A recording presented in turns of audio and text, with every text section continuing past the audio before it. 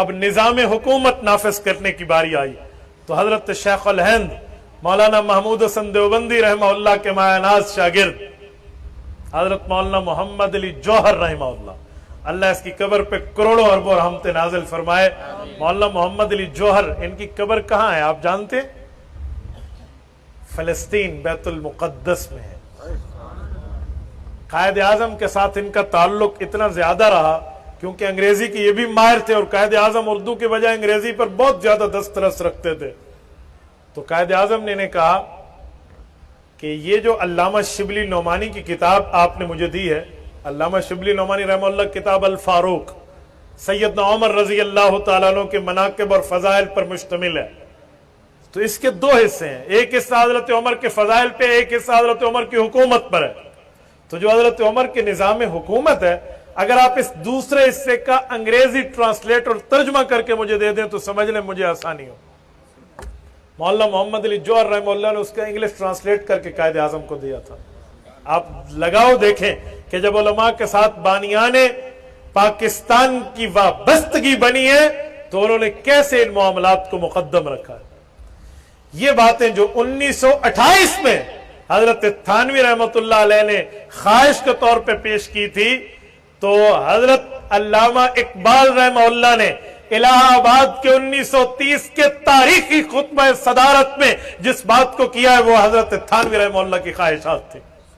یہ 2 سال بعد جو خطبہ صدارت الہ آباد والا مشہور ہے، آپ اور ہم معاشرتی علوم میں اگر پاک اسٹڈی پر آپ کو اسٹڈی ہو تو آپ اس بات کو خوب جانتے ہوں گے کہ حضرت تھانوی رحمۃ اللہ علیہ کی ان باتوں کو منشن کر کے خطبہ صدارت پیش کیا گیا تھا.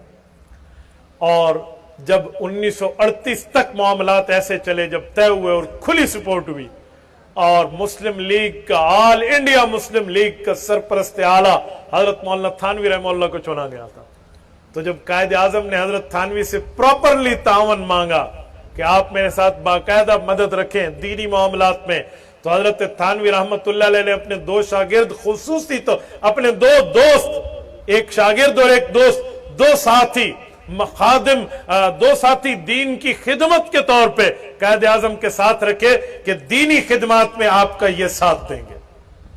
ایک مفسر قرآن حضرت علامہ شبیر احمد عثمانی رحمہ اللہ اور دوسرے المحدث الناقد حضرت مولانا ظفر احمد عثمانی رحمہ اللہ. مولانا ظفر احمد عثمانی حضرت تھانوی رحمہ اللہ کے بھانجے ہیں اور علامہ شبیر احمد عثمانی کو تو دنیا جانتی ہے.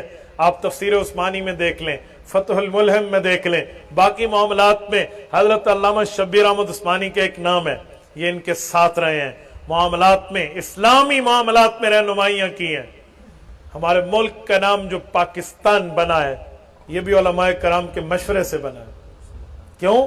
آپ کبھی پاکستان کے لفظ کا ترجمہ کیجئے، پہلے یہ دیکھیے کہ پاکستان کس زبان کا لفظ ہے. یہ فارسی زبان کا لفظ ہے. فارسی زبان میں مدینہ طیبہ کا فارسی ترجمہ پاکستان بنتا ہے. مدینہ جگہ کو کہتے ہیں، شہر کو کہتے ہیں، مٹی کو کہتے ہیں، لینڈ کو کہتے ہیں، علاقے کو کہتے ہیں، اور طیبہ طیب سے نکلا ہے، پاکیزہ کو کہتے ہیں. تو پاک جگہ مدینہ منورہ، فارسی ترجمہ پاکستان. انگلستان نہیں کہتے انگلینڈ کو، برطانیہ کو انگلستان کیوں کہتے ہیں؟ انگریز کی جگہ انگلستان کہتے نہیں کہتے. تاجکستان تاجک علاقے والوں کے، ازبکستان ازبک لوگوں کی جگہ ہے یا نہیں ہے؟ ایسے پاکستان یہ مدینہ منورہ کا فارسی ترجمہ ہے کہ پاک